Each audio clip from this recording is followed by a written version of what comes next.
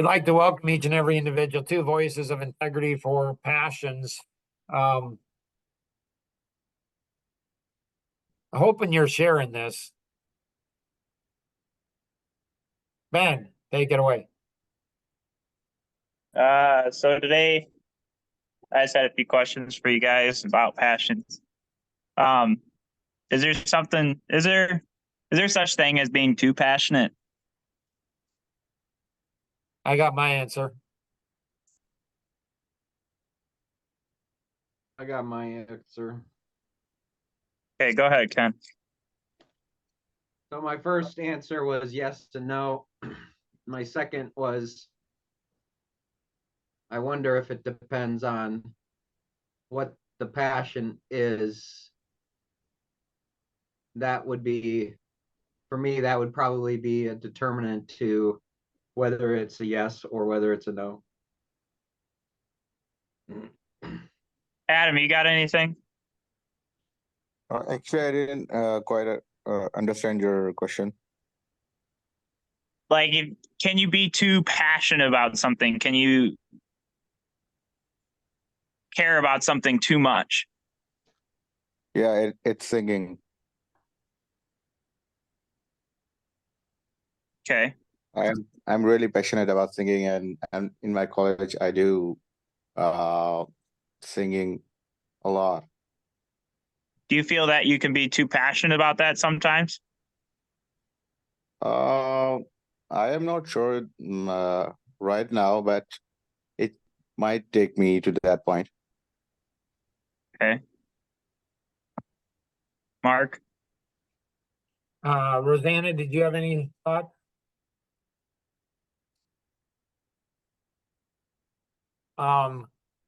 So in theory, yes, you can. In theory, yes, you can be too passionate about anything. Everything good can be bad. Every strength can be a weakness. So in theory, yes, you can be too passionate about something. I think for me, I can't come up with anything you can be too passionate about. But I do believe that we can apply our passions improperly and they will hurt us and other people.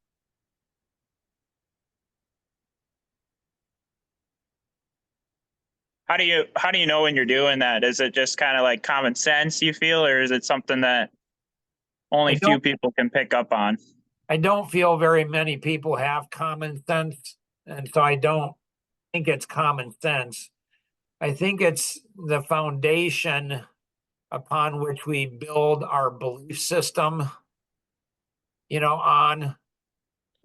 And so, that's my gut feel is the belief system is there's an interesting model for that. I'll see if I can pull it up here fairly quickly.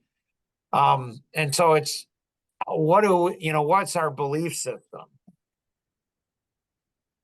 And how is that governed? Some might call it morals, ethics, like the foundational of who we are or what we are. Here's a model that was created a few years back. And it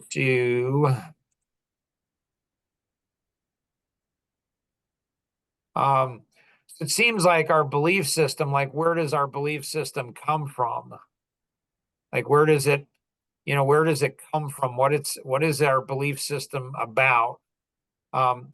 It seems like our belief system, so we have conception. So, there's conception and then we're born. And so it seems like the first phase is kind of trust, where our belief system is built based on our parents or grandparents or people, who are there. So it's trust. That's kind of the first belief system. The second belief system is love. And so that's where it seems like our belief system, like our parents and then grandparents and then expanding. And then the third is it's borrowed. Our parents believe, this is what my belief system is.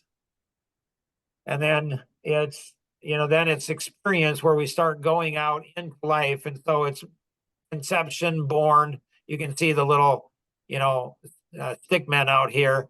And then you're a child, and then you become a teenager. You start to experience it. And then education, not just formal education, that's number 5. That's formal. That's like not just formal education, but how we're being trained. 6 is going to be based on our faith, whatever that is. So whether you're Christian, Muslim, or atheist, there's faith in something. If you're atheist, you don't believe in God, there is no God. Okay, you have faith in yourself or something. And then 7 is going to be pressure. This is life. And so life starts to put pressure on us like it does, like diamonds are made from rocks. It's just years and years. And then there's pressure on the diamonds or on the rocks, and it turns it into diamonds. And then it's based on character. And so character keeps our things in alignment. And so it keeps there's alignment of what it is. And so we have to understand, like, our value system, it's like a train is on rails.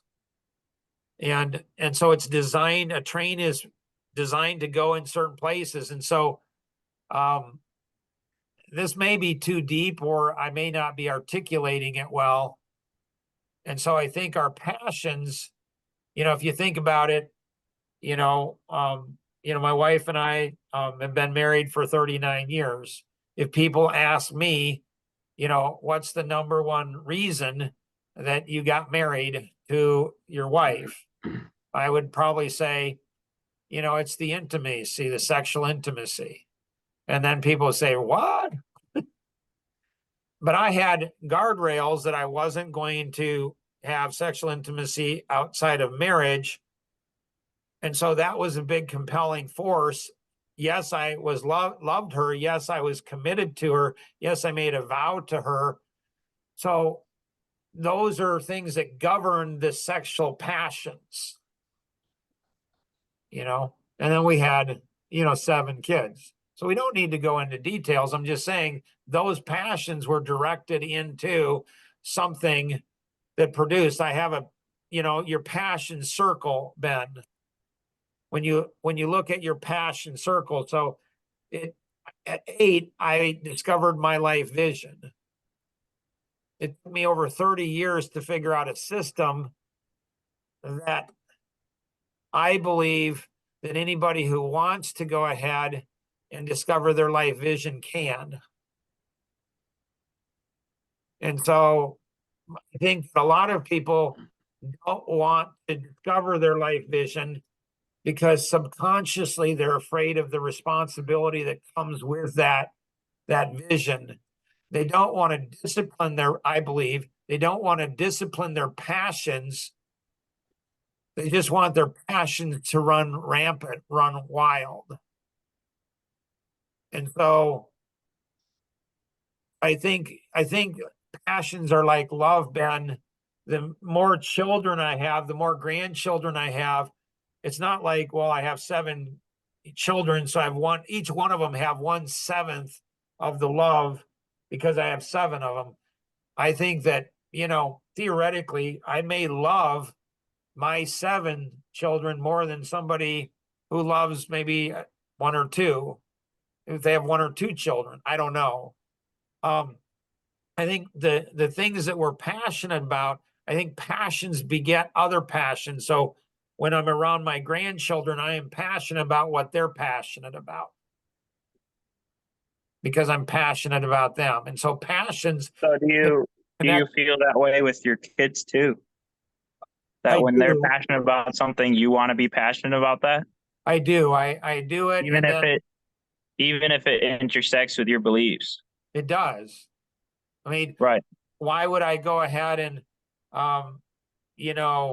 why would I go ahead and help one of my sons, get a license for cannabis?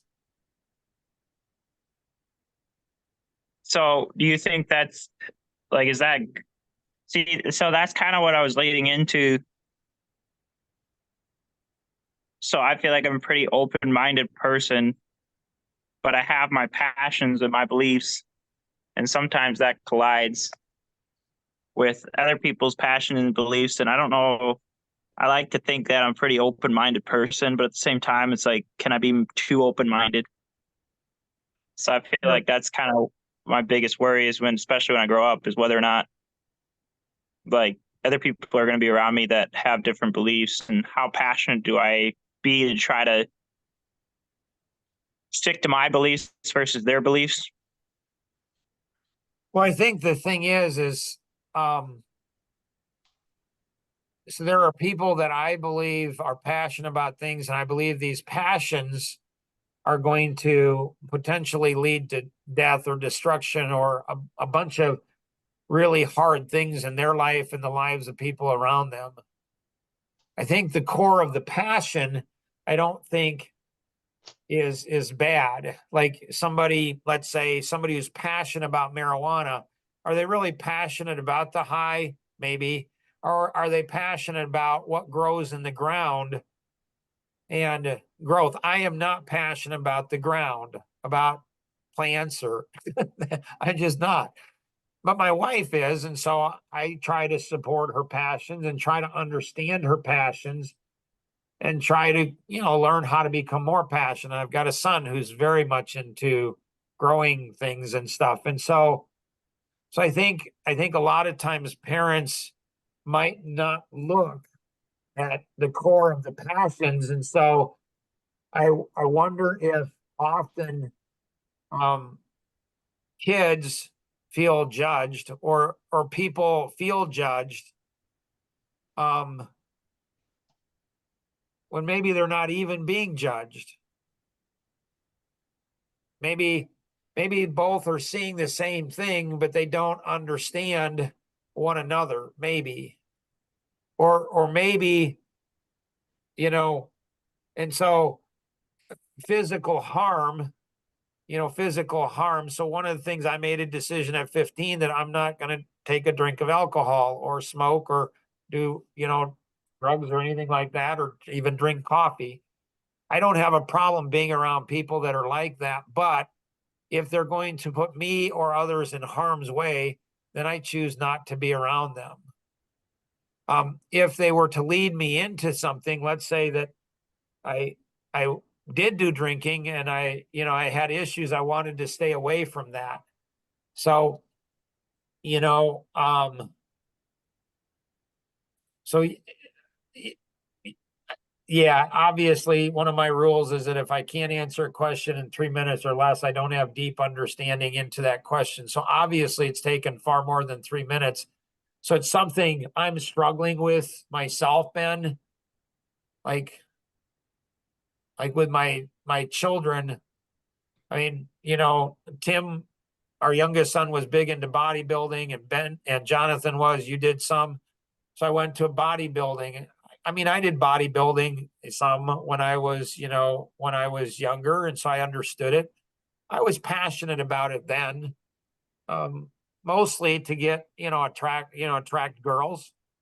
I don't think that was wrong. And so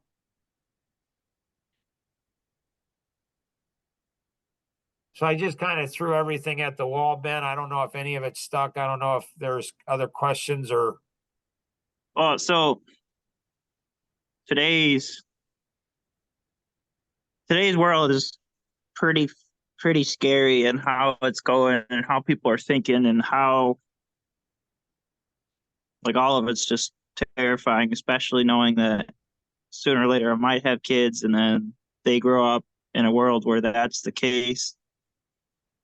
And I try to think that I'm an open-minded person, where it's just like I hear someone and how they think and what they believe, and then I try to, like, okay, if I'm in their shoes and I have that same scenario, I can understand why they believe that.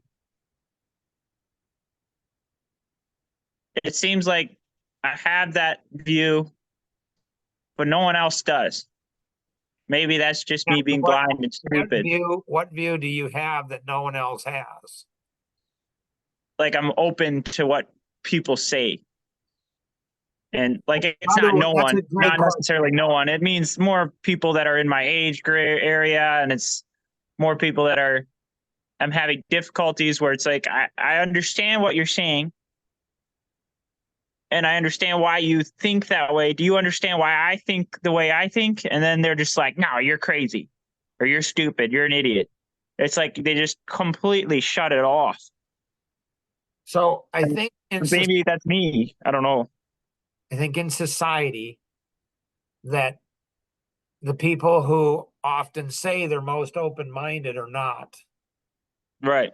I'm not saying you're not open-minded. I'm just saying the people who think they're open-minded are not open-minded. And so how do we know what's the test of really truly being open-minded? Open-minded is not, I don't believe open-minded is if I have an issue against, if I don't think alcohol is good for me, or marijuana or vaping or anything, being open-minded is not trying that. It's not me trying it to see how it works. Right. And so I think it's how people, what is open-mindedness? Can we have a conversation without somebody getting angry? If somebody gets angry, I wonder if at times it's because they're not open-minded. So I think asking questions, helps to reveal the truth. And when you ask somebody a question and they won't answer the question, I think that reveals a lot. There are people, I think, Ben, that are stuck. And as we grow, Is it worth if you've tried to help if you try to connect with these people and talk with these people and they just get angry every single time a conversation gets up, is it worth putting effort and trying to have a deep relationship with them if you've been working on it for so long? well, I think the key thing is in the white males over 50, podcast, we talked about deep relationships. Mm-hmm. And so, so I wonder, people get angry. Why? Because they care. Mm-hmm. If you take out caring, if you take out where you don't care, you don't get angry if you don't care. So you might have a deep relationship with someone, and that's why you're trying to help them to see your perspective, and they may refuse to see your perspective if it's not hurting you or people around you. And when I say it's not hurting you, it might be hurting you and you might not know it. If it's not hurting you, you get to make a decision. Do you want to continue to have them in your life or not? So sometimes you may back them away. But if you don't, if you back them away and something happens to them, how do you accept that and or live with that? Yeah, it's a great question. I think that, the founder of Brown Center for Autism in Nashville, she said in human behavior that if we respond to somebody who's doing something poorly, a poor decision making, poor whatever, in our opinion, if we respond to them the same way 3 times or more, we become a part of the problem. Say So that again. If I think you're doing something that's not healthy for you or other people around you, if I think that you're doing something that's unhealthy and I respond to you the same way 3 times or more, I become a part of the problem. Okay. So there's a father who's, youngish, he's middle-aged maybe. And I think he's struggling in his marriage. I think he's struggling with his kids. And so I try one angle, that doesn't work. I try another angle, that doesn't work. I try another angle, that doesn't work. I keep trying angles, and then none of them So where work. do you know when to stop though? In that situation, he said You don't to have an me, option. in that situation, he said to me, you don't have to care about my marriage and you don't have to care about my wife. His wife has not said that. His wife has not said, you don't have to care about, my marriage. You don't have to care about my kids. So what I've tried to do, Ben, in that situation is shift my mind into saying, he asked me not to care about his marriage, so I don't. Uh-huh. He asked me not to care about his kids, so I don't. But I care about his wife's marriage and I care about his wife's kids. And so it's taken, like, I don't get angry with him anymore. It's like, because I don't care, because he asked me not to care. So now I just go over to the house and I just go ahead and, I'm pleasant and I say hi, he says hi. And then I work with the kids and then I spend time with the kids and I do all of that and then I leave.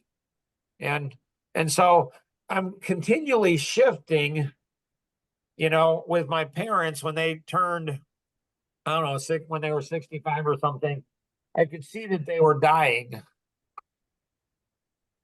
And I thought they were dying because they were just giving up on life. Because their friends were dying. So I wanted to do something to alter that. So I developed a system, Over 60 and Loving Life. I remember I put a lot of time and energy into that program, that system, that process. And my brother Ken, who's on, he said, Mark, I'm concerned about you and this Over 60 and Loving Life. And I said, okay, why? He says, I'm afraid that you're going to get discouraged. I don't know that mom and dad are going to accept it, embrace it, use this, and I'm afraid you're going to get discouraged. So that was a loving thing for him to do. Like it was like he was concerned. I'm putting all this energy, all this time into this thing for my parents. But there was a dimension that he wasn't aware of them. And so it's a dimension of caring that I think very few people are aware of. And so, yes, I was doing it for them. Yes, I was. That was the primary motive. If it wasn't for them, after they died, I stopped working on the program. But I also understood that I'm very much like my parents. I'm very much like my dad. And so I was doing it for them, but I also understood, Mark, if you do it for them, you're kind of in a way doing it for yourself. And I cannot control them, but I hopefully can control myself. So I'm doing it for myself. Well, I'm not only doing it for myself, I'm doing it for my wife and my kids and a whole bunch of other people. So if my parents So you're don't thinking think- about it differently. What's that? So you're just thinking about it differently. Is that where Right. you're going? I'm expanding it to a wider area. So if you're doing it for that one person, if you're doing it just for that one person, Not working. So try to do it. Think of it differently. right? But 'Cause it's maybe for just like your own benefit. Maybe do for it for your own benefit. right, maybe for your wife's benefit, maybe for your kids' benefit, maybe for somebody else's benefit. Yes, you're doing it for that person, but it's when you care more about the person than the person cares about themselves. This is where it seems like you get into trouble, or at least where I get into trouble, where it seems like I care more about the person than they care Mhm. about themselves. So what do you do? Well, then I expand the caring. It's not just about my mom and dad. I was never upset that they didn't do it. I didn't think they would do it. They just, and so it gave me impetus, and when they died, I mean, essentially the truth is my dad stopped eating and stopped drinking. Some might call that suicide. And I struggled with that. and Ralph Miller, I said, my dad really committed suicide. I mean, he really did. Like, when you stop eating and drinking. And so I struggled with that. I'm like, Ralph, I don't know how to process this. I'm really struggling with processing this. And he kind of laughed and he said, well, Mark, it's not the right decision for everyone. And it's just like, it hit me like a tidal wave. I'm like, you got to be kidding. That is so cool. Like, that is so cool. So he's not saying, Mark, if you stop eating, like I did a 40-day fast. After 20 days, it's fine. Like, Mark, if you do what your dad did, that doesn't maybe it was right for him. He wasn't judging my dad, but he wasn't saying it's okay for me to do that either. There's somebody else that came up this last week, and it hasn't come up for a long time. So a few days after my dad died, maybe it was a week or so, and I'm sitting at my desk, and out of nowhere, like it just hit me. And I just I wonder what my dad's doing now. And I'm like, well, that's a stupid question. He's dead. But was it a stupid question? So I brought it up at a coffee connection. And Joe Reed was there. He hadn't been there very many times, a few times. And I said, Joe, I had this weird thought that entered into my mind. And he's like, okay, what was it? And I said, I wonder what my dad was doing. Like, it just came out of I wonder what my dad's doing. And he said, he didn't even pause. There was no pause, nothing. It's immediately, he said, what he was designed to be doing, what he was created to be doing. And I said, I'm angry. I'm mad. I'm upset. Like, I knew I felt he was right. Like, I felt that is the answer. It's the answer. And I said, I'm so angry and frustrated.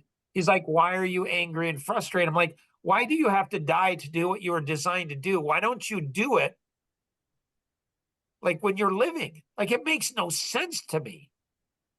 And then he paused and he said, Mark, have you ever thought you might be the only person in the whole world that's doing that?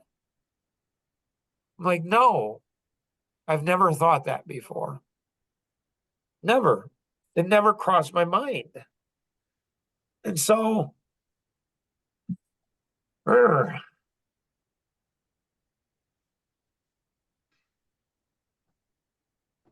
so there's three things. Like, I think every human being, Ben, wants to be significant. I think people just struggle. They want to be significant, but I think they struggle with doing significant things. And if we don't do significant things, we won't have a significant life. We need to do things. So I think there's four things that are needed to be significant. One is we have to understand the significance of the little things, the smile, the touch, what we see, our senses, living in the moment, a whole bunch of things. So we have to understand significance. I wonder if we can't understand significance until we understand our significance. Like, what were we created for? And how do I live that every single day? The second is crazy curiosity. Like, why am I angry? Why am I hurt? Why am I mad? Why am I sad? Why am I everything? The third is connect the dots. Like, connect dots we don't want to connect. Like, maybe we're angry with somebody because, like, the concept I was talking with your mom and my wife, and I said, I wonder if we're never angry with other people. I wonder if we're always angry with ourselves. I've never thought that thought before. First time in 60 years, that thought came across. And then number 4 is paint a picture. It's hard to connect dots, or it's hard to paint a picture if you can't connect the dots. I think a lot of times, Ben, in reading the book, Mistakes Were Made, but Not by Me, I think a lot of times there's dots in our life that reveal that we're not on the right track, that we're not using our passions the way we should be using our passions. And we don't want to connect the dot. We don't want to see the truth in ourselves. So the after and before is always the coolest. And so I don't know if we're going to do an after today.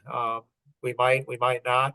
And so anyways, if you have any questions on this, definitely register. Don't be a spectator, be a participant in this group. That's where you're going to get the most from it.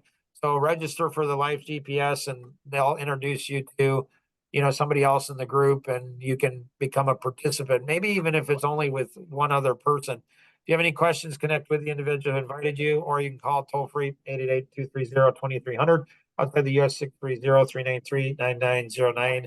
And always remember, we can accomplish so much more together than we ever could on our own. Have an amazing day. Stick around for the after, if there is one. Bye.